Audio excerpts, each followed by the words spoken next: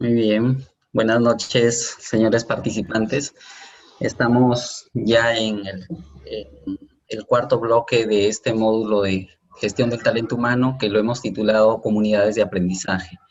La idea de comunidades de aprendizaje está muy relacionada con el gran desafío que tiene una organización en una terminología que resulta atractiva ahora, que es como una tendencia, pero digamos que por lo sugerente del título le colocamos a este bloque ese nombre de comunidades de aprendizaje y el rótulo que les decía importante es hablar ahora de escuelas inteligentes.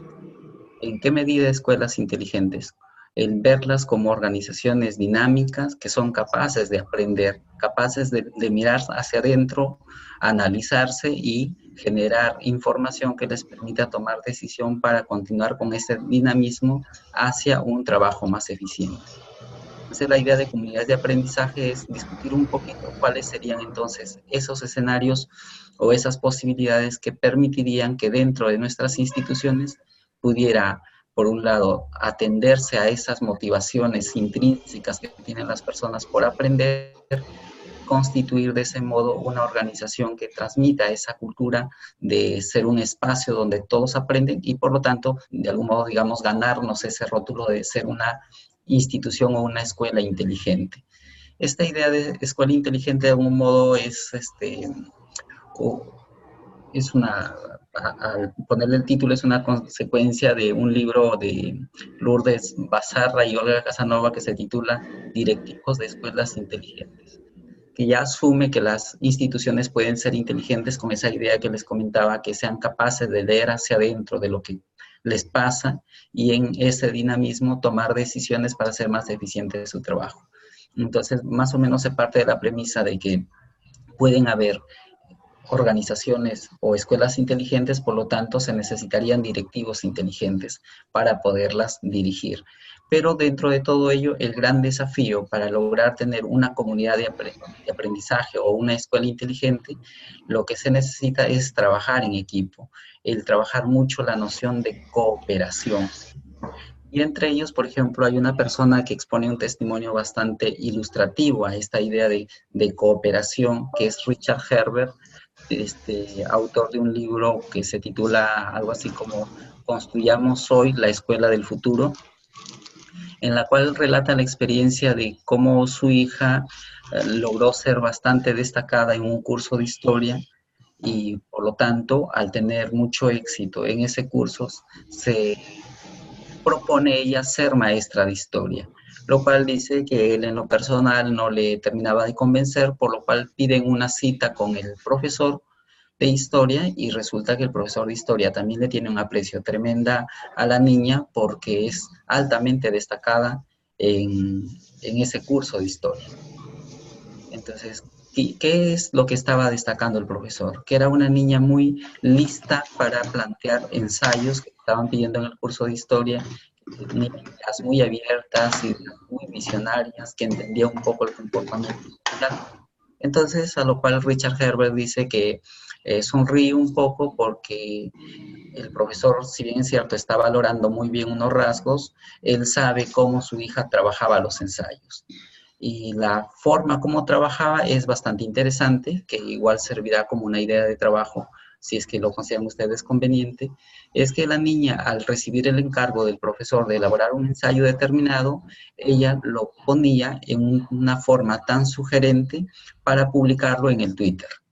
Y entonces publicaba en el Twitter de tal modo que a la gente le provocaba opinar y ahí dejaba su plataforma para que la gente opinara y al cabo de una hora regresaba a mirar su cuenta de Twitter y encontraba muchísimos comentarios de cualquier lugar del mundo y lo que hacía es unir esas ideas para transmitir su opinión. Es decir, ella no se gastaba tanto la vida investigando, no leía los últimos libros, sino que la forma como la planteaba a la publicación en Twitter hacía que la gente le facilitara esa información. Y de ese modo armaba unos ensayos muy buenos, altamente actualizados, muy valorados para su profesor.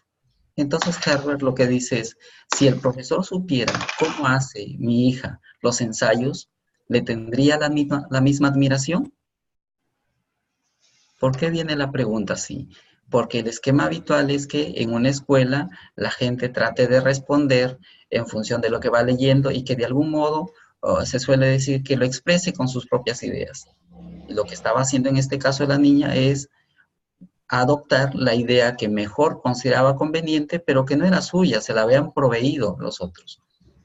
Y resolvía muy bien su tarea. Entonces, probablemente el profesor tenía la expectativa que la niña resuelva sola, pero la niña había gestionado otro tipo de resolver la tarea que la hacía vía cooperación.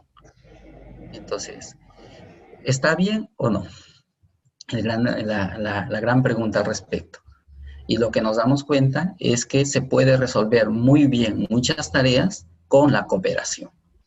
Entonces, cuando hablamos de una comunidad de aprendizaje, es poder tener esos espacios para cooperar y en ese esfuerzo conjunto poder sacar productos que muy probablemente desde la óptica muy particular de cada quien sea un poco complicado lograr esos resultados. En el caso de la niña, esos ensayos tan buenos que producía eran en virtud de la información, de los datos, de los conceptos que le iban proveyendo en la cuenta, en la red social.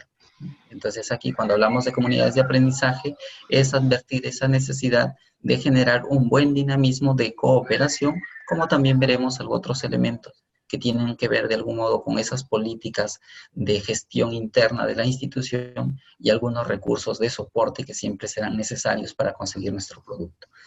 Entonces, lo que vamos a ver hoy en temas será el tema de la gestión del cambio como un punto de partida para entender por qué hay que constituir comunidades de aprendizaje, y en la sesión del día jueves hablaremos de la gestión de las innovaciones. ¿Sí? Entonces, en la parte de gestión del cambio hablaremos un poquito de la necesidad de identificar necesidades, de tratar de priorizar o concertar acciones a intervenir y cómo gestionar aprendizajes.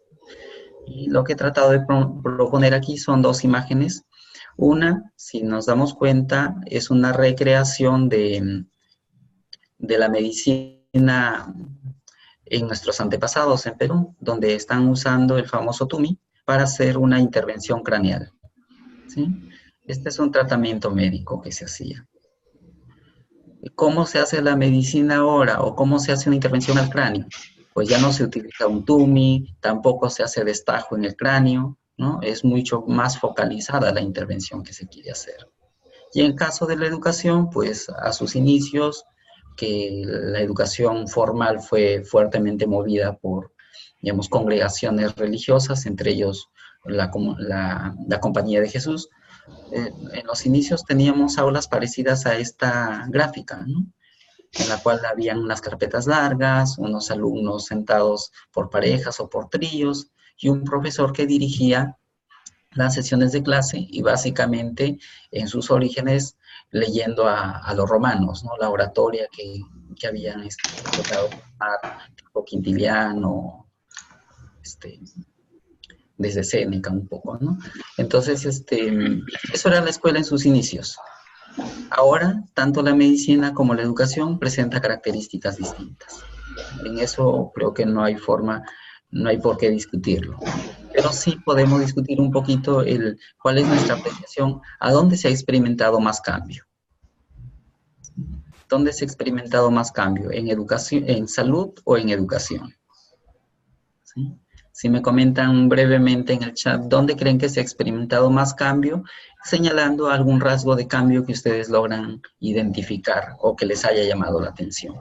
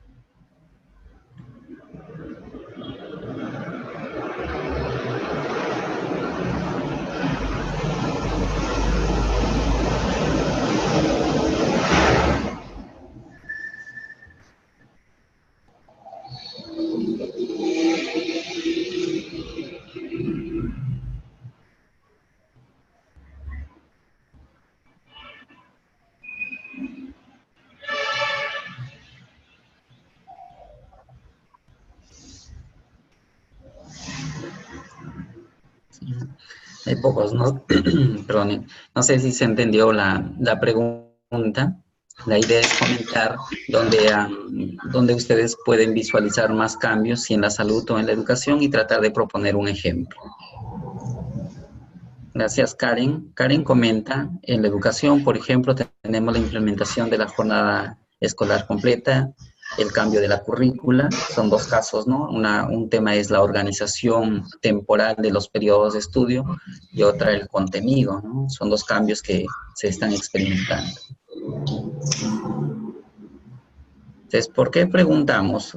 Podríamos ahorita comentar más bien a partir de los puntos comunes. Tanto la salud como la educación, si nos hemos dado cuenta, tienen al mismo sujeto, vamos a decir, al mismo sujeto de acción. En la salud, el sujeto de acción es la persona y su salud, obviamente. Y en la educación es la persona para formarla. Ambas tienen que ver con el trabajo de la persona. No obstante, la forma de trabajar, la forma de abordarle la problemática a ese sujeto ha variado tremendamente.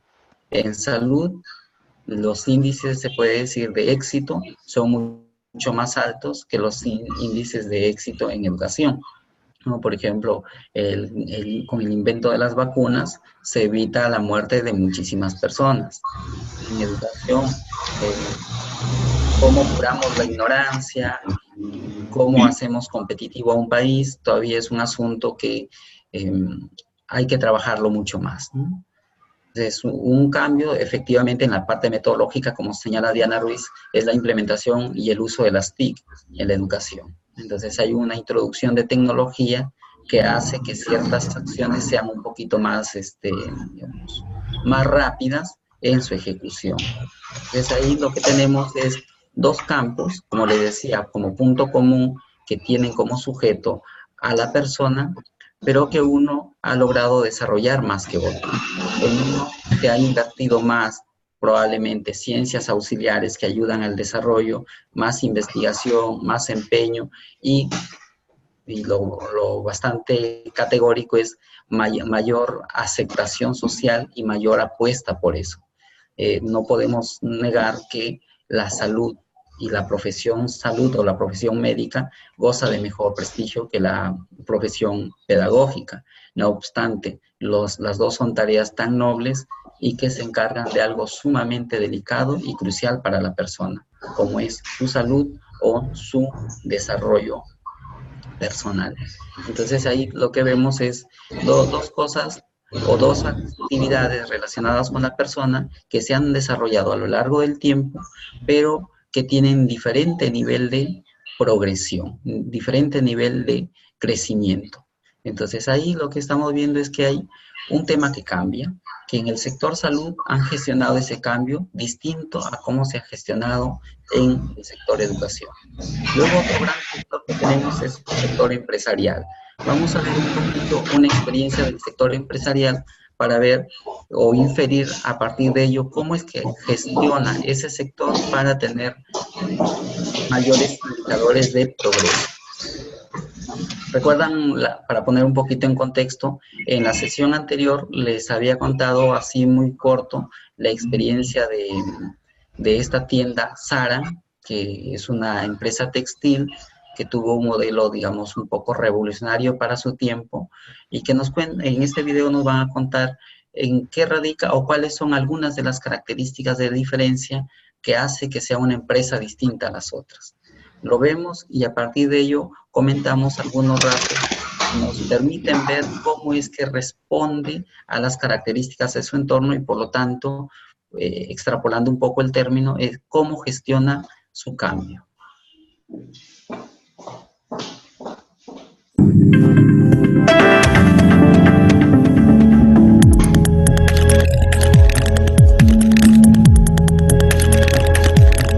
En el mundo de la moda, desde que Christian Dior se inventó el prêt-à-porter hasta ahora, básicamente el mundo de la moda ha consistido en unos señores, grandes diseñadores, unos gurús de la moda que decidían qué es lo que todos íbamos a llevar en la temporada siguiente, con un año de antelación se hacían los grandes pasarelas en París, etcétera, y una vez se decidía, que estos gurús decidían qué es lo que íbamos a llevar, se llevaba la producción a los países más pobres posibles, más baratos posible, en Bangladesh o en África o en China, y se producían millones y millones de unidades que se distribuían por todas las tiendas del mundo, ya sean tiendas de Gap, de H&M o de Christian Dior. Este era el modelo de negocio desde siempre, producir muchísima cantidad al mínimo precio posible, y diseñados por un gurú una vez al año, pasarela de verano, pasarela de invierno y basta. Llega Amancio Ortega a este negocio y cambia radicalmente la idea. En lugar de producir, con unos grandes gurús que deciden la moda y que deciden una vez al año, y en lugar de enviar la producción a países pobres y hacer millones de unidades, decide producir muy pocas unidades, decide diseñar muchas veces al año y decide producir en sitios muy cercanos para ser muy rápido. Primero, si tú produces muy pocas unidades, pues resulta que cada vez que tú vas a Zara, o bien compras o bien no lo vas a tener.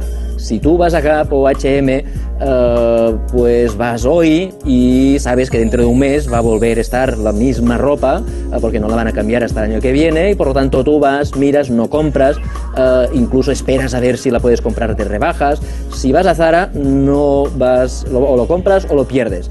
Las empresas normales, tradicionales, venden el 40% de sus productos en rebajas. Zara solo vende el 10% en rebajas, casi no hay rebajas. Segundo, al haber mucha más variación en el tiempo, al tú saber que la semana que viene igual lo que estás buscando ya no está en Zara, pues hace que vayas a Zara mucho más a menudo. El cliente típico de la competencia de Zara, Gap o H&M, van a la tienda 3 veces al año. El cliente típico de Zara va 17 veces al año, porque cada vez que va es distinto. Y al hacer diseños mucho más a menudo, en lugar de hacer una vez al año y hacer poca producción, hacen muchísimos diseños a mitad de temporada, pues Zara es mucho más flexible. Zara ve si los pantalones de color lila que ha diseñado el gran gurú de Dior funcionan o no funcionan. Si ven que no funcionan, ya no cometen el error de producir 3 millones de pantalones, producen muy poquitos, y por lo tanto Zara tiene muchos menos errores. Zara es mucho más flexible porque cuando ve una moda que aparece en mitad de otoño, pues en 15 días puede producir una cosa nueva. Las empresas tradicionales tardan más de un año desde que diseñan unos tejanos hasta que llegan a la tienda, y por lo tanto toda esta flexibilidad hace que Zara venda mucho más caro, mucha menos ropa en rebajas, y que la gente vaya muchas más veces a las tiendas, y cada vez que va tenga una probabilidad mucho mayor de comprar. Todo esto ha hecho que Zara sea uno de los grandes negocios del mundo y ya haya convertido a Amancio Ortega en la tercera persona más rica del planeta.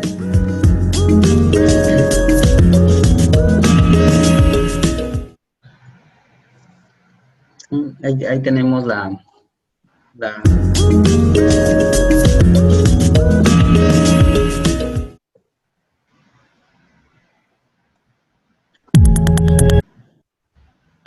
tenemos este caso de comentario, es de una empresa, ¿no?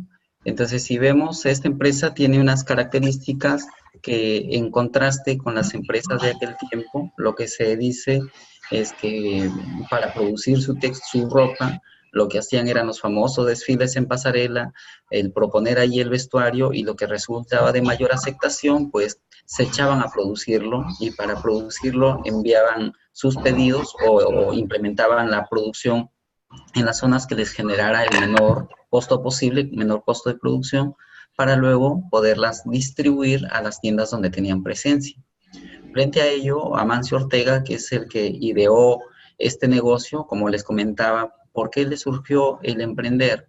Porque acompañó a su madre a la bodega del pueblo, que dicho sea paso, hoy es el día del bodeguero, le acompañó y le negaron crédito porque ya la mamá debía mucho. Le negaron crédito, entonces el regresarse a su casa sin nada de víveres le hizo pensar y atreverse a abandonar la pobreza. Y de ahí, fíjense cómo gestiona esta empresa, como lo dice en el video, a ser el cuarto hombre más millonario del planeta. Entonces, es una persona que ha hecho mucha fortuna, como uno de los fines de la empresa es satisfacer las necesidades, pero también el generar ingresos. Él se ha movido muy bien en ese plano de generar los ingresos con su forma de modelo de negocio. Pero para la propuesta de hoy era el mirar aquí esta situación y tratar de responder a esta pregunta: ¿quién innova más, la empresa o la escuela? Lo que podemos ver así en líneas generales, pues podría haber mucha gente que se incline a decir la empresa es la que innova más. Algo otros pueden quedarse en que es la escuela. Y la pregunta es, ¿por qué en la empresa se logra innovar muchos matices y en la educación menos? ¿Sí?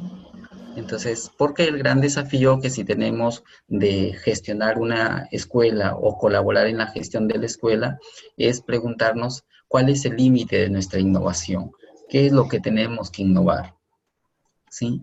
Entonces, frente a ello hay un filósofo que siempre plantea las cosas con mucha contundencia en este aspecto, que dice: la principal innovación que tiene la escuela es ocuparse de la persona, a diferencia de que la empresa se ocupa. No sé, se acopla el sonido por alguna razón. Ahí está. A diferencia de la empresa, que se puede ocupar lo que llamamos de situaciones accidentales de su objeto de trabajo. Por ejemplo, como las prendas todas eran parecidas porque se producen en serie, en el caso de Zara, lo que hace es una producción a menor escala, y lo que es poco, por la ley de oferta y demanda, lo escaso puede ponerse a más alto precio. Entonces modifica ese accidente de abundancia y por lo tanto puede fijar un precio que le convenga mejor a la empresa. Le puede cambiar los tamaños, puede cambiar los colores, es decir, modificar algo accidental de la prenda. En cambio, en educación, que algo semejante a la salud, siempre nos vamos a ocupar de la persona, pero a la persona no la podemos manipular como un objeto. Lo que sí puede hacer la empresa de manipularlo para adaptarlo un poquito a la expectativa de consumo que puede tener el usuario. Pero en cambio, en educación, las cosas son mucho más profundas, ¿no? Mucho más profundas, a decir, como por ejemplo, ¿en qué debería consistir la educación? ¿En lo que la sociedad necesita o en lo que la persona en particular necesita?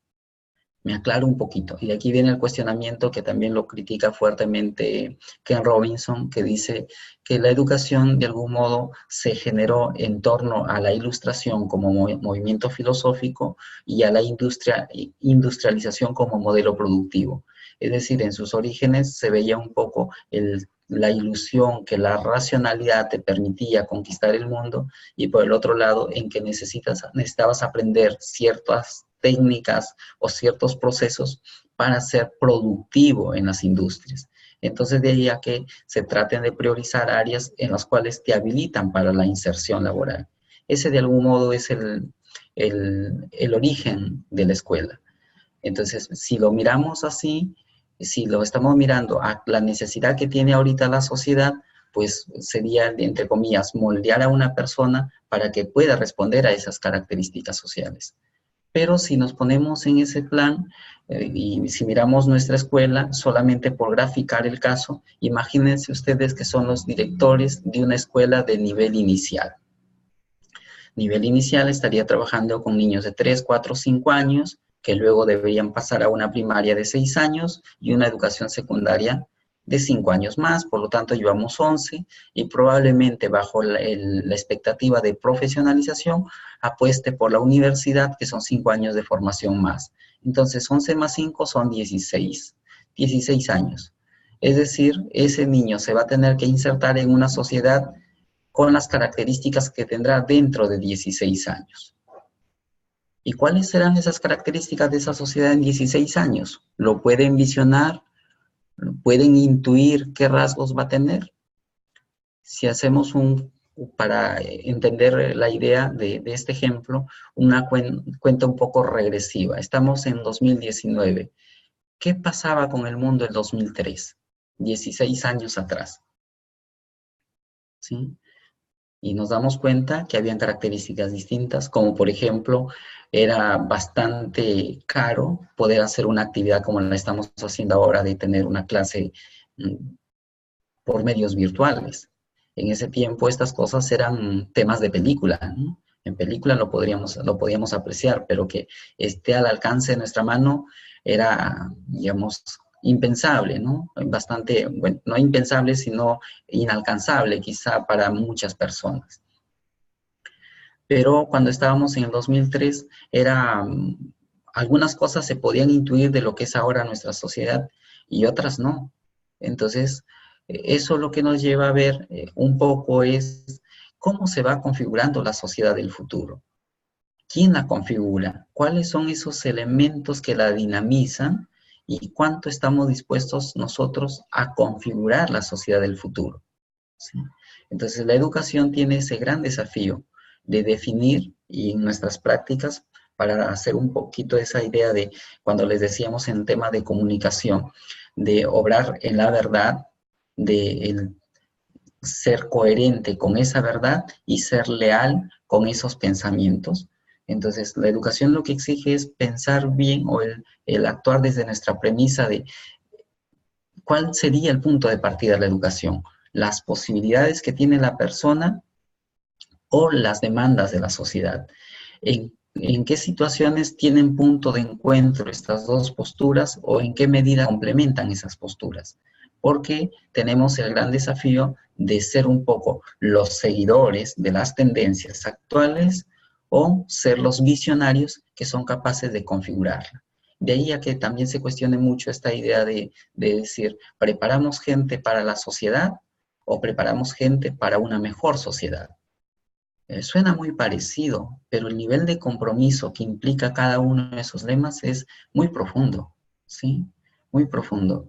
En lo personal me inclino más por pensar algo para formar personas para una mejor sociedad, no para incluir a la sociedad actual que tenemos, ¿sí? Una sociedad actual que tenemos que, por decir una cuestión bastante simple, que en una vía pública respetan poco a la persona, y yo lo he dicho coloquialmente, que incluso son capaces de respetar más a un animal que a una persona, respetar más a un perro que a un niño, por ejemplo. Si alguien está atravesando una pista, que dentro de la diversidad de personas que tenemos, pueden haber unas personas que la intenten cruzar por descuido, pero otras que la intentan cruzar porque tienen unos síndromes particulares que los hace perder conciencia del espacio e intentan cruzar una pista. Pero si un niño intenta cruzar la pista, le hacen un ruido tremendo con los claxon. En cambio, si es un animal, esperan que el animal pase, ¿no? Entonces, no se tienen los mismos niveles de tolerancia frente a una persona que a un animal. Y es verdad, hay que respetar al animal, pues, o sea, sería abusivo que alguien lo intente atropellar, pero mucho más cuidado deberíamos tener con la persona. Entonces, a esta sociedad que no pone como valor más alto de la creación a la persona, no convence que queramos, sin más, más razonamiento, querer formar personas para que se incluyan en esa sociedad. El reto que tenemos es cómo formamos personas para que mejoren esa sociedad. ¿En qué la tendrían que mejorar? En tratar de replantear un poco esos valores donde la vida del ser humano sea la más valiosa y que cuente a su vez con los medios para el perfeccionamiento que le es posible. Entonces, una diferencia grande entre la empresa y la escuela es que la empresa puede manipular sus servicios o sus productos para darle esa característica que probablemente satisfaga de mejor modo la necesidad. En cambio, la educación no se puede permitir hacer ensayos con las personas. Pero lo que sí le queda como reto grande a las personas que se tienen que pensar y desarrollar la educación es tratar de profundizar en el conocimiento de lo que consiste la persona para poder actuar oportunamente en su desarrollo. Entonces, el gran desafío de la innovación va a ser ocuparnos de la persona en ese sentido, de cómo la desarrollo respetando su libertad, ¿sí? Y en cuanto al cambio, veamos unos rasgos de lo que nos ofrece actualmente el sistema educativo. ¿Qué cambios hay en el sistema educativo? El primero, por ejemplo, es que el rol del director se está reconfigurando al comportamiento que habíamos tenido pues hace unos probablemente 8 o 15 años, donde el director tenía una actividad administrativa muy alta. E incluso, como lo comentábamos en la sesión anterior de esta propuesta o esta normativa del escritorio limpio, lo que identificaron es que los dos directores tenían muchísimos documentos que reportar a las unidades de gestión educativa, por lo tanto, el producirlo, irlo a dejar y hacerle algún seguimiento que eso ameritaba, hacía que los directores estuvieran muy ausentes de su institución educativa y por lo tanto del quehacer de la escuela. Y ahora lo que se propone es que el director se ocupe un poco más de la labor pedagógica, ejerza un liderazgo en ello, en la propuesta de cómo hacer educación en ese proceso de enseñanza, por decirlo así, por sintetizarlo un poquito, y menos de la labor administrativa. Y frente a ello, incluso hay tendencias de decir que de la labor administrativa se podría ocupar otra persona para que el director pase a ocuparse más de la gestión pedagógica. Pero eso va a ir contradiciéndose con otros aspectos que vamos a ver más abajo. Otro comportamiento que nos genera cambio en la educación es las iniciativas de desarrollo de la meritocracia en el magisterio. Es un cambio interesante, ha generado una corriente bastante positiva. Si ustedes conocen un poco digamos, el trajinar de la modificación de la legislatura en educación, lo que teníamos antes, la ley del profesorado, luego la ley de carrera pública magisterial y luego la ley de reforma de la carrera pública magisterial. En estas dos últimas leyes ya se puso con más claridad la meritocracia, es decir, para estar en una escala laboral hacía falta tener ciertos méritos. Uno es que se hacía vía concurso de examen y además tener acreditaciones de formación profesional. Si no me equivoco, para ir al cuarto nivel hace falta tener el grado de magíster. Para llegar al sexto creo que ya están los estudios de doctorado y para el último hay que tener el grado de doctorado, unas cosas por el estilo. Es decir, hay que superar unas pruebas de suficiencia y a la par hay que acreditar formación. Entonces, se impulsa de algún modo la meritocracia. Lo limitante de este caso es que los cupos para ir accediendo a cada uno de estos niveles son muy limitados. Entonces, como es limitado, no todo el que lo quiere y que se prepara lo va a lograr, porque se cubren un poco las vacantes, por decirlo así, y se puede quedar gente teniendo condiciones, pero porque no alcanzaron el número proyectado para ascensos, pues se va a quedar a espera. Pero la idea es muy buena porque ha generado una corriente en la cual la gente, el profesorado me refiero, está invirtiendo en su formación para poder tener mejores competencias para enfrentar estos requisitos que le está planteando la ley. Y eso es bastante bueno, pero a la par sí se advierte otra idea. Antes de llegar a carrera pública magisterial, el profesorado estaba organizado en sindicatos y estos sindicatos tenían mucha presencia en el sentido de que ofrecían resistencia a ciertas normativas, algunas que han generado derechos hacia su profesorado y otras pues que han sido obstáculos, ¿no? Y como testimonio, por ejemplo, una profesora cuando ya competía por el ascenso y estaba muy a la expectativa de que lograra ascender, pues le pregunto, por ejemplo, ¿y ahora usted qué piensa del sindicato? Se dice en línea resumida, nos hizo perder el tiempo. Nosotros muchos queríamos presentarnos a los exámenes de ascenso, pero el sindicato no decía que no, que eso no va a funcionar. Y vean ahora, porque con la carrera pública magisterial fue un contraste tremendo con aquellos que sí se aplicaron al concurso y aquellos que se resistieron. Y cuando se nivelaron un poquito los sueldos, el quedarse por debajo de los 2.000 y sus compañeros que habían ingresado vía ascenso estar ganando los 2.800 a más, sí que era un contraste muy grande y justificaba esta conclusión de decir el sindicato, en este caso, nos hizo perder el tiempo. Pero fíjense un poquito ahí cómo cada organismo que reúne a un conjunto de personas tiene la gran responsabilidad de ser visionario para perfeccionar la razón de ser. La razón del ser del sindicato debe ser, supongo, el proteger los derechos laborales de sus afiliados, pero a la par el vigilar su desarrollo, su calidad de vida. Entonces, en este caso, la meritocracia era una puerta para mejorar estándares de calidad de vida. Y en el caso de educación, hay una primera, digamos, desventaja para aquellos que se fiaron de esas premisas. Otro cambio que tenemos en educación es la abundancia de normatividad. Entonces, como caso, lo que he colocado aquí es la situación del CICB, que es este sistema de seguimiento de los casos de bullying en las escuelas, ¿no?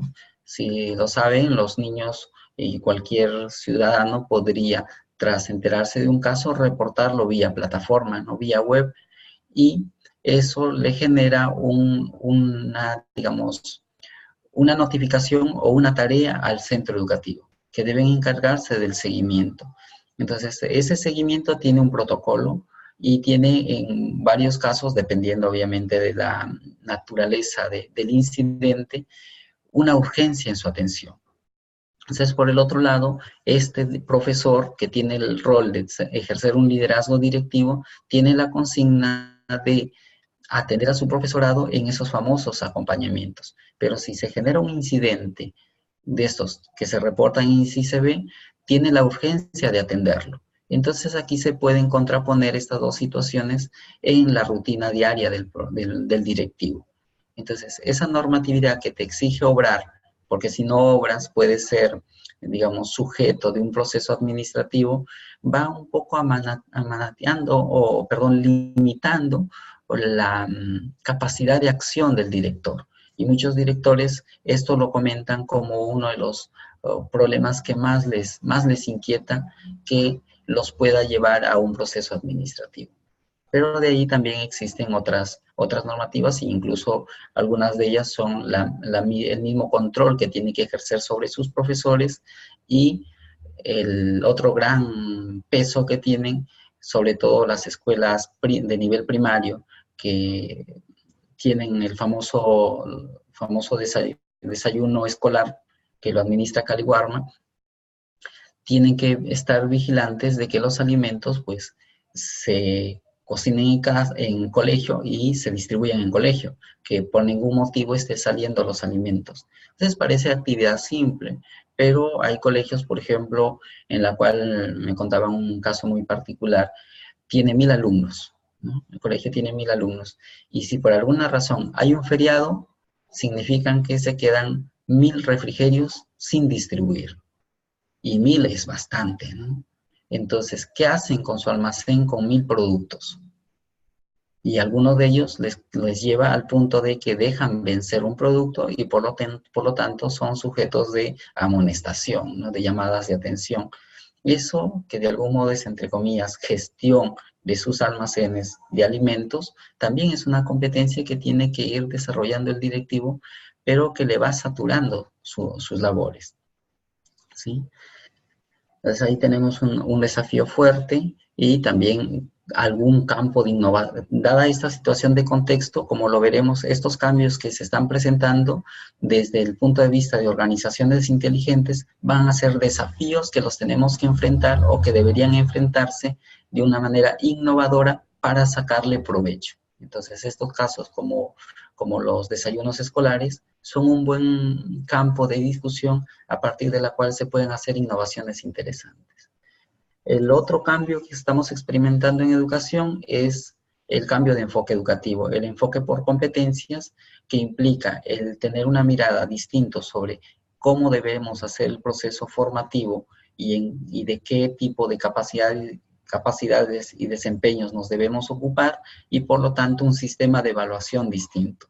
Ese es un cambio, y que para muchos profesores lo que te dicen es: sin tanto diagnóstico no me siento preparado.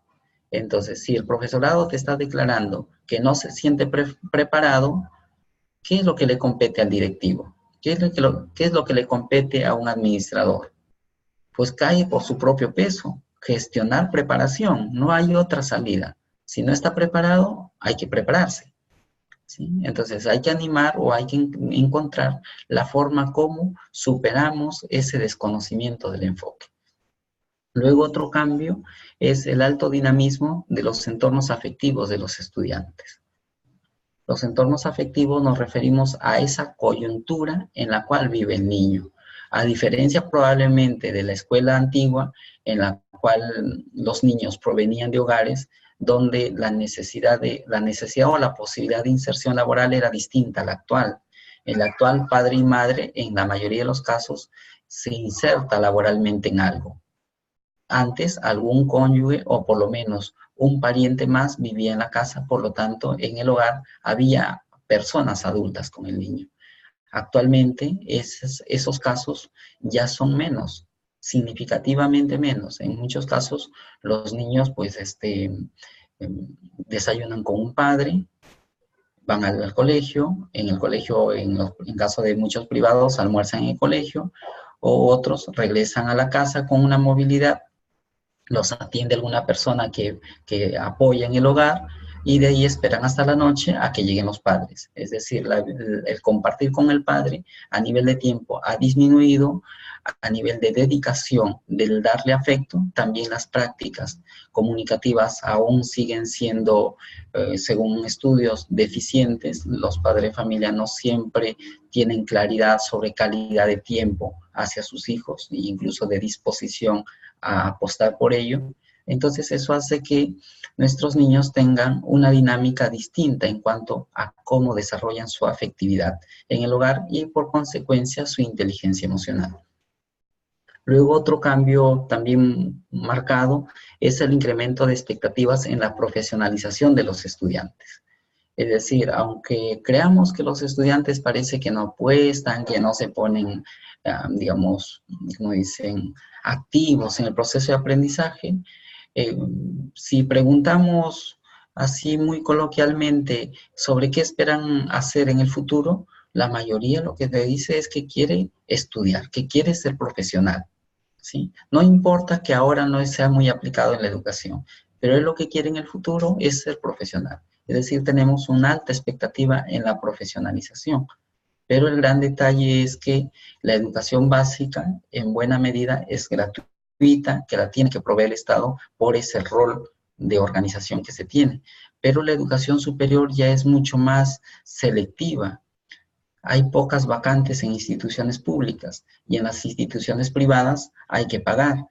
Y muchas personas no tienen, uno, para superar esos, digamos, estándares de selectividad que tienen las instituciones públicas, o no tienen para pagar los costos de una institución privada y por lo tanto se quedan en el no estudiar.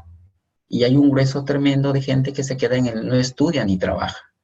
¿Sí? La población de 15 a 29 años, según el reporte de INEI del año pasado, está alrededor del 15% de esa franja de jóvenes que no estudian ni trabajan.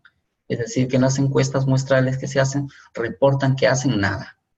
Y eso es digamos, un problema social grande. Y en general, en poblaciones de esa franja más o menos de los 18 a los 30 años que han logrado concluir educación superior, está en promedio en el 32%. Es decir, que terminan universidad o formación técnica el 32%. El 68% del resto de gente, aunque tuvo el sueño, no logra profesionalizarse. No obstante, la expectativa de los jóvenes va en esa línea. Entonces, es un cambio, o sea, no se perdonan por lo menos el no intentar ser profesionales. Y la escuela tiene que tener presente ese dato. Y el otro, digamos, el otro dato del cambio que está poniéndose en el sistema educativo, que lo he querido compartir a modo de síntesis, es que a nivel de sistema educativo peruano hay un predominio de políticas de gobierno antes que las políticas de Estado. ¿Qué quiere decir esto? Que hay una tendencia a cambiar las políticas educativas según el gobierno de turno y no una mirada como Estado. Por más que tenemos los famosos planes estratégicos que arma el CEPLAN con una visión de 10, 15 años, que hayamos tenido un proyecto educativo nacional con la mirada al 2021 y que ahora están proyectando uno, si no me equivoco, con mirada al 2035. Aunque tengamos esos planes, la organización y la toma de decisiones en el sector de educación más responde a gobiernos de turno que a políticas de Estado. Y eso también es un asunto que toca fuerte al momento de pensar en cómo me organizo en escuela, por lo cual hay que ser, haciendo eco de la idea inicial, bastante inteligentes para poder hacer algo que no se quede vapuleado por el cambio de políticas que hagan a nivel de gobierno. ¿Sí? Entonces, frente a estos cambios, se tiene que pensar una institución inteligente o una comunidad de aprendizaje. ¿Sí? Entonces, lo que voy a hacer a continuación es compartirles un pequeño video donde nos recrea esa idea de cómo frente a una situación hay que actuar inteligentemente. Aquí lo que he mencionado son 7 problemas y a estos 7 problemas hay que pensar cómo generamos aprendizajes para responderlos adecuadamente. El caso del video que vamos a mostrar es de una situación muy particular de una persona, pero que se alinea un poco en este apartado del incremento de expectativas de profesionalización en los estudiantes. Lo vemos a continuación.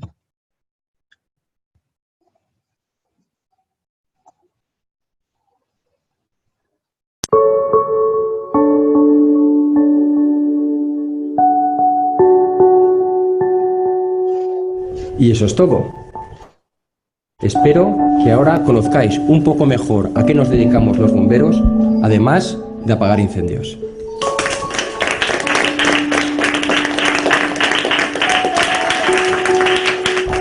Bueno, chicos, seguimos con el Día de las Profesiones. Y ahora es el turno del padre de Sergio, que nos va a contar a qué se dedica.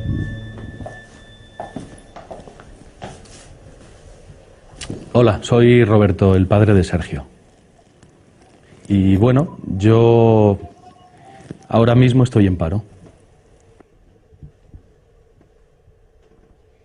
¿Y qué profesión es esa?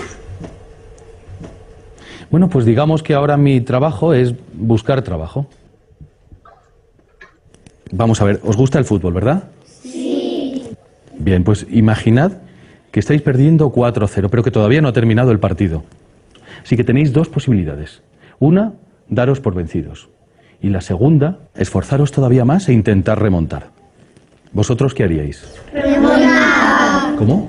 Remontar. Yo metería 5 goles. Y yo me los pararía a todos. Muy bien, pues eso es lo que yo estoy haciendo. Intentar remontar. El adversario es muy duro y hay que dejarse la piel. Y hay que hacerlo lo mejor posible. Y para eso hay que esforzarse todavía más.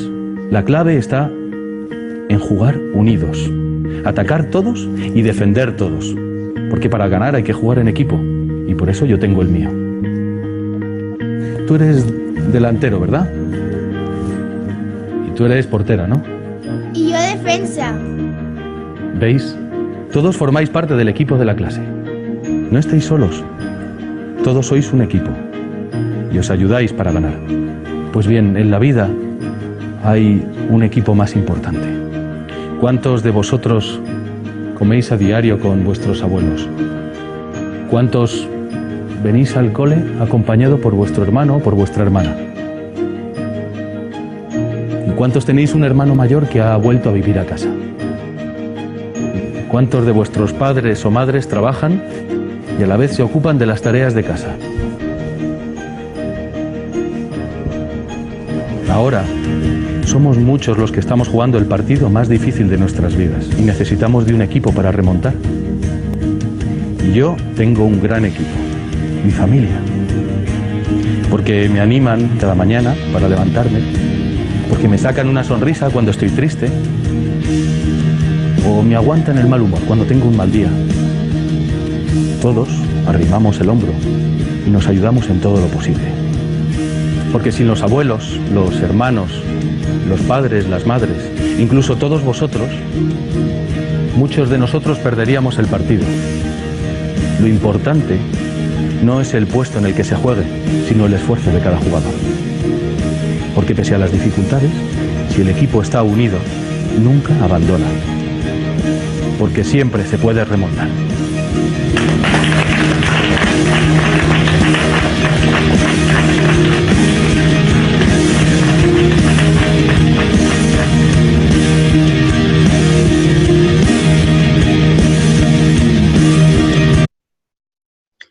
Sí, lo que acabamos de apreciar es una forma de trabajo, bueno, es una publicidad para ubicarlo un poquito en contexto, pero nos recrea la idea de cómo puede la escuela generar acciones de cooperación con los padres de familia, por un lado, y por el otro, cómo se grafica la idea de alguien que está en una situación difícil, como en este caso, que está de paro, que significa que está sin trabajo y que su trabajo es buscar trabajo, ¿sí? Comenta un poco el cómo está enfrentando esa situación crítica. Pero finalmente, como idea sintética, lo que dice es que siempre se puede remontar, ¿sí? Siempre se puede remontar. Cada uno espero que haya sacado una lección de este corto video y que pudieran comentarme brevemente cuántas reuniones han tenido en su institución educativa para debatir la posibilidad de remontar algún problema que hayan tenido. ¿Cuántas reuniones a lo largo del año se van desarrollando para evaluar la posibilidad de remontar un problema? ¿Sí? Si me comentan brevemente, a nivel de número.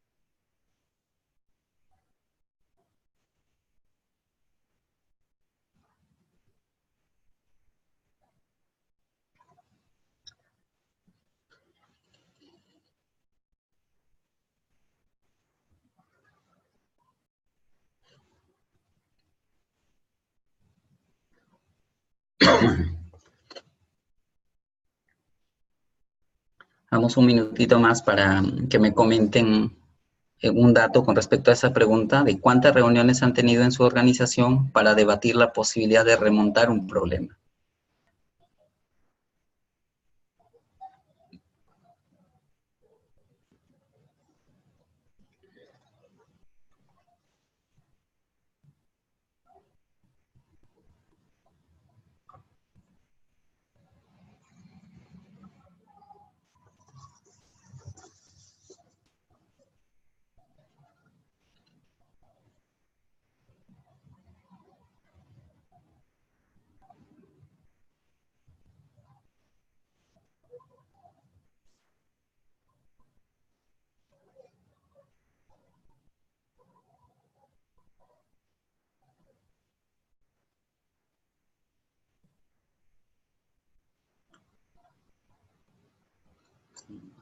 Aquí están tardando bastante.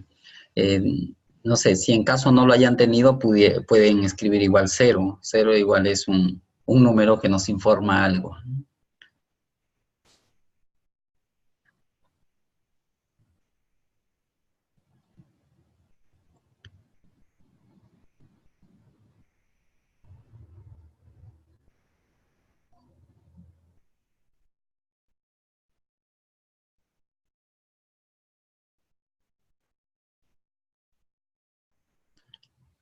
Bueno, tenemos ahí ya un dato. Se comenta que sí tuvieron 2 reuniones. Una es tras la renuncia de un coordinador y el ingreso de notas al sistema SIAGE, ¿no? Karen dice también ha participado en una o se ha desarrollado una en la que se plantea el problema y la solución, ya como fines, conocer el problema se supone y solucionarlo. No sabemos de qué tema, pero hay una. Bueno, Heidi dijo que 2, Karen nos da cuenta de una reunión.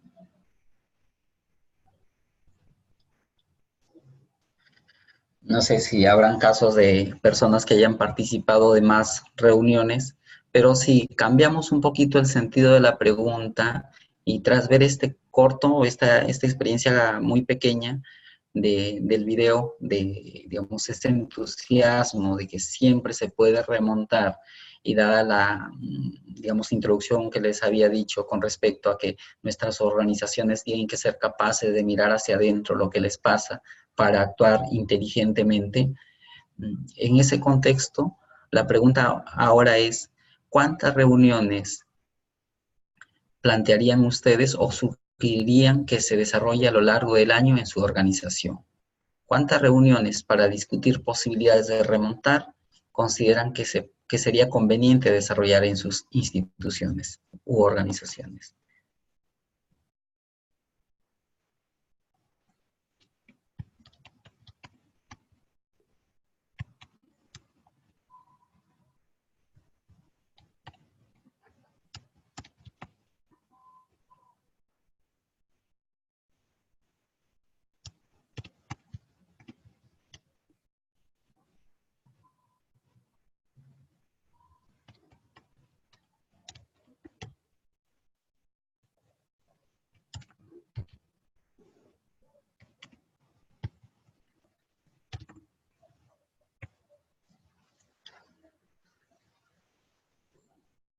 Sí, ahí les he transcrito la pregunta un poquito reenfocada. Desde su punto de vista, ¿cuántas reuniones para discutir las posibilidades de remontar su situación actual recomendaría?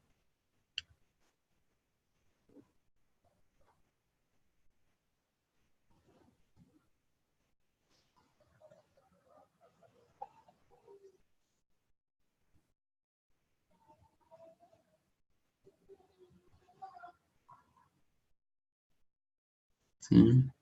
Heidi comenta reuniones quincenales con los coordinadores y mensuales con los docentes, o cuando el problema lo amerite. ¿Sí? Fíjese que pone dos condiciones, ¿no? Una es una frecuencia de tiempo y otra la flexibilidad si es que el problema lo amerita, ¿no? Que es una buena opción. Diana Ruiz Morán propone una mensual. Fíjense, ahí hay dos datos muy importantes. Uno es la periodicidad, sea mensual o sea quincenal. Esa frecuencia probablemente esté asociada bien a la disponibilidad temporal o a la temática que quisiera abordar. Como vimos en la diapositiva anterior, por lo menos había enumerado 7 problemas o 7 cambios. Esos 7 cambios ameritan discusión a nivel de colegio. Por lo tanto, por ejemplo, ahí tengo contenido para 7 reuniones bien claras. Es decir, y es más, si lo que veremos en la siguiente diapositiva, vemos que tenemos muchísimo más contenido sobre el cual discutir para tratar de remontar la situación. Pero lo que les decía con respecto a las frecuencias, son muy prácticas poderlas definir, porque de ese modo la persona se puede organizar y se puede preparar para hacer una participación productiva. ¿Sí? Lo que les decía en su momento, cuando uno va a una reunión, conviene estar informado de cuál es la agenda y de estar preparado o de disponer de información para poder opinar con sentido. Entonces, en este caso, cuando se tienen claras, definidas en el sentido positivo de la palabra, cuando se tienen definidas las rutinas, es muy valioso para que la persona tenga mayor efectividad en su participación. Recuerdo un poquito por esta parte de la literatura, no sé si vosotros habéis leído el Principito, un cuento de Exauspery, muy bonito. Hay una parte en la cual entre sus protagonistas, que es el Principito y el zorro, los hace dialogar de tal modo que el zorro le pide al Principito que lo domestique. Y el Principito le dice, ¿qué es domesticar? Entonces el zorro le dice, es crear vínculos. Si tú me visitas todos los días a una hora, media hora antes, mi corazón se alegrará por tu llegada. ¿Sí? Entonces, ¿qué es lo que le quiere decir? Que si ya fijamos una rutina, previo a la rutina, la persona ya se podría disponer, como el animal que se dispone, por la visita de su amo o de la persona que lo va a domesticar. Y luego, en el caso del Principito, cierra la idea, si tú me domesticas, establecemos vínculos y así el amarillo de tu cabello o perdón, el amarillo del trigal, más o menos así, me recordará el amarillo de tu cabello. De ese modo, tú no serás uno de miles de niños que existes, sino que serás único para mí. Igual yo no seré uno de miles de zorros que existan en el mundo, sino que seré único para ti. Entonces, dos ideas tras esta pequeña cita del Principito. Una, de que las rutinas o el fijar una periodicidad de actividad nos ayuda a predisponernos para darle más eficiencia a la actividad. Y segundo, con esa idea de partida que les había comentado, si queremos hacer una buena dirección del talento o de las personas que tenemos en nuestra institución, hay que tratarlas, hay que crear vínculos. Los vínculos nos hacen que apreciemos a la otra persona y tengamos mejores posibilidades de hacer una ayuda real, ¿sí? Y que lo grafique esta idea del Principito. Entonces, es un poquito con aporte de las ideas que dicen con respecto a la periodicidad. Yanisa apunta una idea un poquito adicional, dice que trabaja como auxiliar en el inicial y le da gusto que la directora tome en cuenta y los llame siempre para coordinar actividades que se celebran en el año escolar y proponer dar todo para que la actividad sea mejor, ¿no? Fíjense esa frase tan simple, me da gusto que nos llame, es decir, que me haga partícipe de los desafíos que está visionando en la escuela. Esto tiene que ver mucho con ese rasgo de la persona, que nuestra inteligencia, lo que se siente retada a conocer la verdad, pero desde esa parte práctica a solucionar problemas. Si nos dan la posibilidad de ser partícipes de la solución del problema, nos vamos a sentir bien. Pero si no nos echan en parte en los desafíos que tiene la institución, pues por consecuencia hay un sentimiento de ignorancia y de un trasfondo de decir, no confían en mí, que es un poquito lo opuesto a lo que está viviéndose en esta institución educativa que comenta Yanisa. ¿Sí? Entonces, ¿cómo enfrentamos los momentos difíciles? Un tema son el asunto de actitud, como la convicción de que siempre se puede remontar, pero la otra necesariamente va a ser la de desarrollar capacidades para saber hacer aquello que el problema me demanda. ¿Sí? Entonces, vamos a necesitar para enfrentar el cambio un saber hacer y un saber ser que tiene que ver con nuestra actitud frente a la problemática y el saber hacer y el saber como conocimiento para poder hacer las cosas.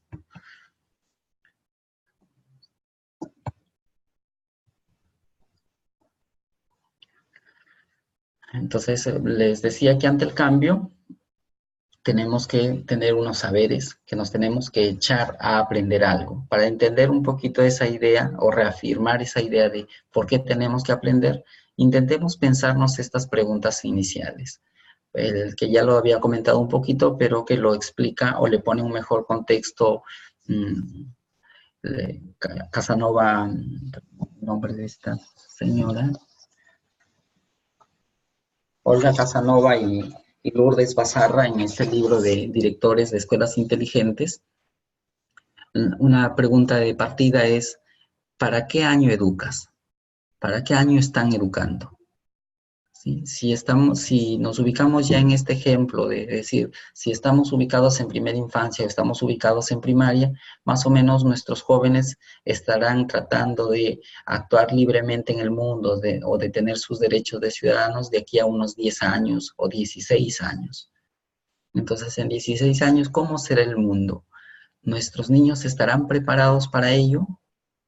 ¿Tendrán un buen recuerdo de que lo que hicimos actualmente nosotros, porque digo nosotros, aunque ustedes no necesariamente dirijan un proceso educativo, si están insertos en una institución educativa, son parte de ese capital humano, por lo tanto, la obra que salga de ahí también será parte de su esfuerzo. Entonces, ¿podrán tener buenos recuerdos de que lo que les dieron ahora les sirve para la vida? Y ahí viene el gran desafío. ¿Cuáles son realmente los aprendizajes para la vida? Cuando uno hace una encuesta y pregunta, ¿qué es lo mejor que te ha pasado en la vida a ti?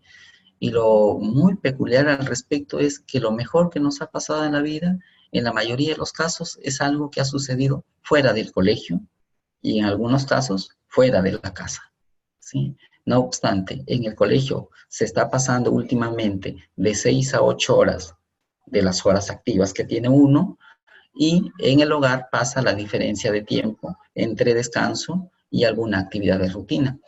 Se pasa mucho tiempo en el colegio. No obstante, para la mayoría de personas las mejores experiencias no están en el colegio, por lo cual ya nos hace un llamado de atención fuerte. Si queremos educar para la vida, hay que preguntarnos cuáles son esos aprendizajes que se necesitan y si esos aprendizajes visionamos que serán interesantes de aquí a un lapso de tiempo de 10, 15, 20 años, ¿sí? Entonces, una forma de visionarlo es por decir, de lo que la ilusión que tengo hoy de enseñar o de la ilusión que tengo de una innovación a emprender, ¿cómo le servirá a esa persona de aquí a 5 años? ¿Cómo le servirá esto a 20 años?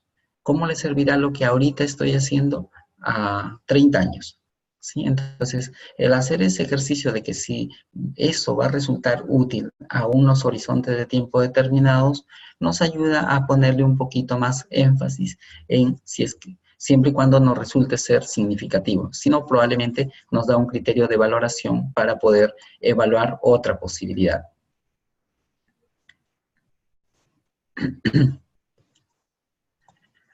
Luego, ¿en base a qué se definiría el sentido de la educación? ¿Sí? La idea que de algún modo ya la comentaba hace un rato, en base a las posibilidades humanas o en base a las necesidades sociales. ¿Cuál es su punto de partida? ¿Se puede hacer una división en los dos términos? Pues algunos están más inspirados en una que en otra, por eso es que lo planteamos en esos términos. Algunos sí intentan confrontar o hacer corresponderse una situación con la otra. No siempre es lo mismo porque las sociedades se configuran por las personas que la dirigen, ¿sí? Entonces, si las personas que dirigen esa sociedad tienen unas premisas un poco particulares, pueden afectar o infectar a la sociedad, como lo que está pasando ahora para muchos analistas, el sistema de gobierno norteamericano o el gobierno actual norteamericano se considera que está enfatizando en políticas que están provocando mucha aversión a determinadas personas, por lo cual esa forma, digamos, de concebirse sus necesidades sociales actualmente pueden afectar a la larga la concepción de persona o la concepción de determinadas personas por su procedencia, ¿sí? Entonces, fíjense ahí cómo la concepción social está afectada por el enfoque de gobierno o la ideología de gobierno que se tenga de turno. En cambio, si nos vamos por la mirada de las posibilidades humanas, ¿a qué hacemos referencia? A la concepción antropológica que se tenga de la persona. ¿Qué es la persona? Una de las premisas, por ejemplo, para mí, contundentes con respecto a esto, es que la persona tiene dos capacidades grandiosas, que son su inteligencia y su voluntad. Ambas son capacidades ilimitadas. ¿Qué quiere decir eso? Que con esfuerzo, con más o menos esfuerzo de cada una de las personas, logra desarrollarse de una forma inacabable, que se nos puede acabar el tiempo de vida, sí, pero la posibilidad que cada una de ellas se perfeccione en cuanto a la inteligencia de poder saber más y en cuanto a la voluntad de poder amar más el bien, es una posibilidad abierta, ¿sí? Entonces, ahí son dos miradas y cuando uno piensa los objetivos, puede decir, ¿qué es lo que le voy a pedir a los alumnos? Por ejemplo, voy a pedirles que mejoren su rendimiento en matemática para aprobar la evaluación censal y de ese modo mi escuela queda mejor, el Perú queda mejor, conseguimos los ratios para ingresar a la OSD, o todo mi trabajo va para que el niño sea más feliz, ¿sí? Entonces, si yo quisiera o me inspirara porque el niño sea más feliz, seguramente me daré cuenta de que nuestros niños no solo necesitan matemática, no solo necesitan comunicación, seguramente que necesitarían muy bien su inglés, que necesitarían bien la ciencia, que necesitarían bien el deporte, que necesitarían bien las artes. Tantas necesidades o facetas adicionales que hay que como persona las necesita, ¿sí? Si recuerdan un poquito esta pregunta o este dato coyuntural que contaba el actual gobierno o el presidente Vizcarra, cuando estuvo en este entorno de ser embajador en Canadá, contó la anécdota que al enfrentar la entrevista con los profesores de su colegio, le preguntaron si su hijo tocaba un instrumento musical, y él le dice, no, no toca ninguno. Entonces le dicen, estamos consultando en serio, ¿qué instrumento musical toca su hijo? Le dice, en serio, no toca ninguno. Dice, no es posible que un adolescente no toque un instrumento musical. Entonces, fíjense, para el sistema educativo canadiense, este tipo de digamos, artes o capacidades musicales es fundamental en una persona. En nuestras escuelas, ¿lo podría hacer o no? ¿Sí? Hay un comentario aquí, quisiera leerlo.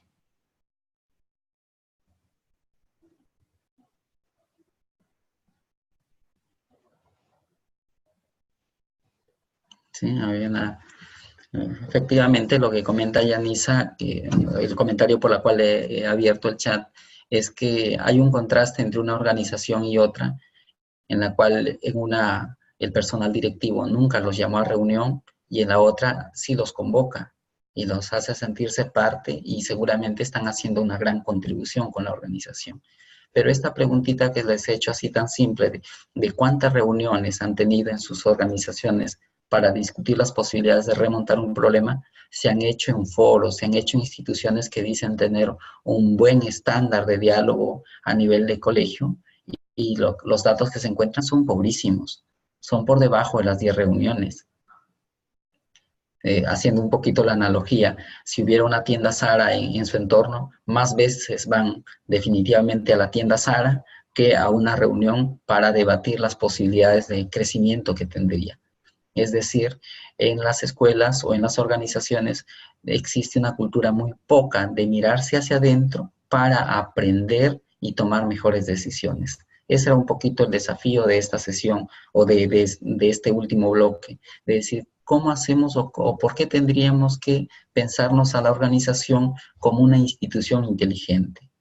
Porque necesitamos desarrollar equipos donde, primero, la gente pueda aportar lo que ya puede aportar, perfeccionarse en aquello que puede mejorar y complementarse como equipo. Hacer equipo de tal modo que los productos salgan como fruto de unidad, por un lado, y por el otro, hacerse sostenibles en el tiempo. Cuando no se desarrolla equipos, cuando las personas que la integran no son capaces de mirarse hacia adentro y tomar una decisión, van a ser muy vulnerables al cambio de jefatura. Y en ese sentido tenemos instituciones que son bastante eficaces por el modelo de dirección que se tiene. Cuando cambian al director, se siente una baja tremenda que la institución, algo así como se dice, se queda sin alma. Se le ha ido el jefe. Y se nota tremendamente el cambio. ¿Eso por qué? Porque la organización como tal no era sólida como se creía. Todo ha sido por ese modelo de dirección que tenía la persona que por defecto incluso no formó equipos. Entonces, el gran desafío de las organizaciones es hacerse equipos, hacer unidad para que la gente crezcan todos, ¿sí? Crezcan todos y tengan esa capacidad de mirarse hacia adentro y irse distribuyendo roles para alcanzar, digamos, la pericia adecuada en cada una de las cosas que emprenden. Por ejemplo, una experiencia que contaban de un colegio de la región Piura, que son muy buenos sus estudiantes en música. Y ¿cómo trabajan ellos la música? No es que tengan tantos profesores para hacer música, vamos a decir, uno para que enseñe flauta, uno para que enseñe pues órgano, otro para que enseñe guitarra, otro para que enseñe violín. No tiene esa cantidad de profesores. Lo que han hecho hace tiempo es constituir su orquestina, creo que también tienen banda, y han armado la estrategia de algún modo que lo llaman en cascada.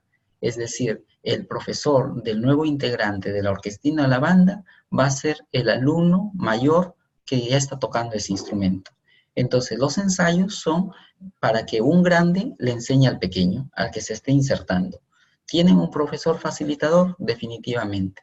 Pero el que hace el esfuerzo en enseñarle es el alumno mayor, ¿sí? Si se dan cuenta ahí, no se está, entre comillas, invirtiendo en diversidad de profesores, sino que se ha implementado muy bien esa estrategia donde los alumnos se vuelven muy listos en su instrumento, listos al punto de dominar su instrumento y ser capaces de enseñarle al otro.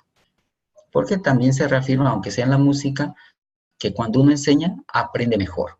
Y eso es lo que viven en una institución de la región Piura, por la cual en música son muy sólidos. Igual son muy buenos en otros aspectos, pero en la música se han organizado de ese modo. Ese es un ejemplo de una organización que toma decisiones inteligentes para cuidar aquello que le va diferenciando o que le va haciendo competitivo en el medio. Tras estas cuestiones básicas que les decía, en base a qué definiría el sentido de la educación, pues tenemos estas dos posturas que las podemos armonizar, las podemos complementar, pero siempre hay que tener presente esto. ¿Qué es lo que la persona como tal necesita? ¿Y qué es lo que necesita la sociedad? ¿Y por qué lo necesita? Sí. De ahí habrán escuchado ustedes mucho esta idea que va en la línea de la profesionalización, que se comenta que de aquí a unos 20 años la demanda laboral no será para las profesiones que existen actualmente, sino que será otro tipo de profesiones. Si eso fuera verdad, entonces, ¿qué hacemos estudiando ahora esas profesiones? ¿Cuál sería el sentido entonces de estudiarlas si a 20 años no van a ser demandadas como tal? Entonces, lo que tenemos que ver ahí es que el rótulo de la profesión como tal probablemente no importe, pero sí habrá que preguntarnos entonces qué capacidades o qué competencias son las que siempre se van a necesitar. Y una indudablemente es aquellas que no las puede hacer una máquina. Como por ejemplo, educar a otra persona no lo va a hacer una máquina. Por lo tanto, mientras hayan personas, se van a necesitar escuelas, se van a necesitar profesores. Entonces, ¿qué es lo que nos está planteando, por ejemplo, la sociedad a nivel de país? A nivel de país, lo que nos plantea la educación básica regular es que nuestros estudiantes adquieran unos 11 rasgos que se llaman perfil de egreso. Cuando salgan de nuestra educación, lo que se espera es que tenga estas 11 características. Por ejemplo, que el estudiante se reconozca como persona valiosa y se identifique con su cultura en diferentes contextos. Fíjense la idea, que se reconozca como persona. No voy a discutir todos los 11 rasgos del perfil, pero sí quiero problematizar uno de ellos. La idea es que miremos qué es lo que se nos está exigiendo y evaluemos si es que las instituciones educativas estamos en condiciones para responder a esa demanda. Y si no lo estamos, ¿qué decisiones nos conviene tomar? Entonces, cuando decimos que el estudiante se reconozca como persona valiosa, lo que nos tenemos que preguntar, ¿qué hacemos en nuestra institución para que el alumno logre esa conciencia de ser persona valiosa? ¿Cómo está la autoestima de nuestros alumnos? ¿Qué es lo que permite desarrollar una buena estima personal? Cuando decimos todos son valiosos, y si interpelamos al alumno uno a uno y le preguntamos estas cosas tan simples como decirle, ¿para qué crees tú que eres bueno? Que te lo puedes hacer, se lo pueden hacer ustedes como oyentes. ¿En qué soy bueno yo?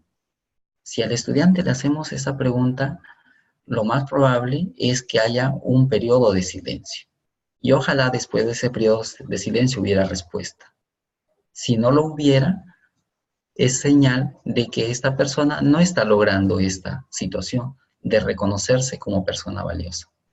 Entonces hay que ayudar o hay que ver cómo las personas están preparadas para afianzar ese desafío y probablemente qué competencias hay que forjar en ellos y qué escenarios hay que preparar en nuestra escuela para poder conseguir este resultado. En ese sentido, por ejemplo, en la adolescencia hay mucho conflicto personal y crisis de estima personal. Y una de esas crisis son la no aceptación de sus rasgos físicos. Entonces, para que haya una buena aceptación de esos rasgos físicos, hay que, por un lado, tomar conciencia de la morfología o de la contextura de uno, que se puede trabajar desde inicial, teniendo probablemente un espejo en el aula, probablemente hacer estos trabajos de grabación. Fíjense, había una escuela que tenía, si no me equivoco, como 5 cámaras de videovigilancia en el centro educativo. Entonces uno ingresaba y comenzaba a ver unas camaritas. Y en 2 de las escuelas que he visitado, la computadora, la pantalla central, está en la oficina de la directora o del director. Entonces, cuando uno ingresa, logra ver ahí en el computador, pues lo que cada cámara está captando, ¿no? Entonces, pregunto así un poco ingenuamente, ¿y por qué esta computadora está guardada aquí? Si no es que el director quiere estar monitoreando lo que pasa en el colegio. Ah, mira, por monitoreo parece que está muy bien. Digo, ¿y qué pasaría si ese monitor o esa pantalla la saca mejor a un lugar visible para que los alumnos mismos sean capaces de ver qué es lo que está captando el resto de cámaras y poderse ayudar entre ellos para advertirse alguna situación de crecimiento que puedan tener? Para que ellos, al verse, tomen conciencia de sus desplazamientos, del desplazamiento de sus amigos, de la interacción de los compañeros y vayan tomando conciencia del grupo. Era una alternativa. Bueno, igual hay oposición a hacer esa movida de sacar un computador hacia el exterior, pero por lo menos es un elemento tecnológico que podría permitir, que ya existe en algunas escuelas, que podría permitir que la gente tome un poquito mayor conciencia de su interacción dentro de un medio determinado, ¿sí? Entonces, fíjense ahí, ese apartado pequeño que les he dicho del perfil, de que se reconozca como persona, para algunos probablemente lo estén llevando muy bien, pero donde hay situaciones que lo etiquetan como hay crisis de autoestima o hay alumnos con autoestima baja, lo que está diciendo en el fondo es que ahí hay mucho que trabajar para que el alumno alcance a reconocerse como persona valiosa. Entonces aquí cada uno de estos 11 rasgos son uno de esos desafíos fuertes que tenemos en la institución educativa, que generarle un debate para ver qué cosa nos hace falta aprender para responderlo mejor, ¿sí? Entonces, aunque no nos toque a nosotros dirigir un proceso educativo, sí nos compete generar diálogo porque finalmente esa escuela existe para que preste un servicio que nos permita garantizar estos 11 rasgos al concluir la educación básica. Entonces, la necesidad de desarrollar talento. ¿Por qué hay que hacer esto? Lo que lo he señalado aquí como que tenemos la gran necesidad de aprender, ¿sí? En la escuela tenemos la necesidad de aprender porque estos 11 rasgos que les señalaba como perfil de egreso, necesitamos garantizarlos en todas las personas que llegan a la escuela, ¿sí? Les decía hace un rato de esta escuela que atendía desayunos escolares, en la cual tiene 1000 alumnos matriculados en primaria. Lo que haga ese director, lo que haga el profesor que está ahí, lo que haga el personal administrativo, aciertos o desaciertos, tienen un alto potencial de influir en 1000 personas, en 1000 almas, probablemente en 1000 héroes o en 1000 personas anónimas, ¿sí?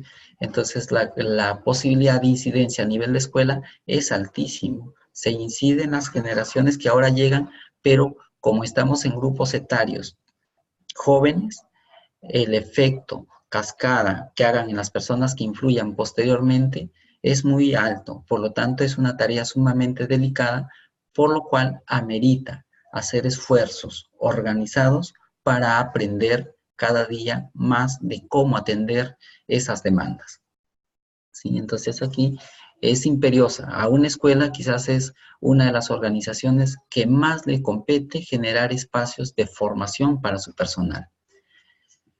Y lo que planteaba aquí como cuestión, a nivel de organización, ¿están en condiciones de atender las demandas? Es decir, ¿están en condiciones de, por ejemplo, hacer que el estudiante tenga capacidad de interpretar la realidad y tomar decisiones a partir de conocimientos matemáticos que aporten a su contexto? ¿Están en condiciones de atender esa demanda? Y así las 11 demandas de acuerdo al perfil o conforme a los 7 problemas que les señalé anteriormente, que eran los que iban marcando un poco los cambios actualmente. Entonces, si no estuvieran en condiciones, ¿qué hay que hacer? Organizarnos para que la institución, me refiero a sus protagonistas, aprendan a resolver esa demanda. Entonces, ¿qué capacidades vamos a necesitar? Pues muchas. Una forma de verlo es decir, frente a los desafíos, identificar qué capacidad necesitamos. Por ejemplo, para los niveles de logro de los aprendizajes de nuestros estudiantes, ¿qué necesitamos? Por ejemplo, imaginen que están trabajando en una escuela, por tomar solo el dato de referencia, que en evaluación censal habían tenido un 40% de gente que tenía nivel satisfactorio en comunicación y un 30% en matemática. ¿Qué quiere decir? Que por lo menos 7 de cada 10 niños no tenían un logro satisfactorio en matemática y 6 de cada 10 no tenían el logro satisfactorio en comunicación. Entonces quiere decir que más de la mitad no logra lo que se espera, por lo tanto es un problema de aprendizajes. ¿Estamos preparados para revertir esa situación? Y si no lo estamos, ¿qué hacemos? ¿Qué hacemos? Aprender. ¿Qué hay que aprender? Hay que seguir indagando qué tipo de aprendizaje es el que necesitamos. Probablemente comprender el enfoque curricular, tener una mejor comprensión disciplinar de la materia problemática, trabajar mejor las dimensiones afectivas y sociales del alumno para que su dimensión cognitiva logre desarrollarse. Hay que indagar, ¿sí? Luego, frente a la tendencia, por ejemplo, a la tendencia de un trabajo de plan de estudios por competencias, ¿qué hacemos? Les decía que, dialogando con muchos profesores, dicen, no conocemos nada del enfoque por competencias. Y eso lo llevan diciendo desde fines del año pasado. Y lo sorprendente es que no haya habido capacidad de respuesta, ni de sus instancias superiores tipo UGEL, ni de las instancias a nivel directivo de la escuela, y tampoco a nivel de organización. Porque si la organización es consciente de que tiene un problema de falta de comprensión de cómo hacer su trabajo, pues lo más lógico es saberle hacer una pausa al día a día y formarse. La mejor inversión que pueden hacer es formarse, ¿sí? O sea, antes de irme por una ciudad perdida, mejor me detengo una hora a conseguir el plano, ¿sí? ¿Se entiende? Hay que saber hacer pausas para invertir en aquello que es estratégico para llegar a buen puerto. Luego, frente a la coyuntura, por ejemplo, frente a la soledad de los estudiantes, a ese hecho de que tengan menos entornos afectivos, ¿qué podría hacer la escuela? ¿Qué tendrían que aprender a hacer los miembros de esa organización? Sean directivos, sean docentes, sea personal de apoyo, ¿sí? Entonces necesitamos identificar cuáles son esas capacidades, porque lo que nos queda claro es que para sortear una dificultad necesitamos aprendizajes. Y aprendizajes me refiero a aprendizajes teóricos y aprendizajes prácticos, ¿sí? Veamos el aprendizaje en esas dos dimensiones. Cuando tengamos claridad sobre qué capacidades necesitamos aprender, tendremos que discutir por dónde empezar, ¿sí? Y el por dónde empezar tiene que ver con una priorización de las necesidades identificadas, ¿sí? Entonces, esas necesidades que podríamos ponerle un nombre, podrían ser tipo material o de naturaleza cognitiva. Por ejemplo, si hacemos un inventario de necesidades, podríamos plantearnos el identificar necesidades materiales a nivel de niños, a nivel de profesorado, a nivel de familia, y las necesidades cognitivas también de una manera análoga con cada uno de los actores. Por ejemplo, si preguntáramos a los niños, que esta pregunta la he sacado del contexto de la directora del Colegio Fe y Alegría Jicamarca, que les pregunta a los niños, ¿cómo te gustaría que sea la biblioteca?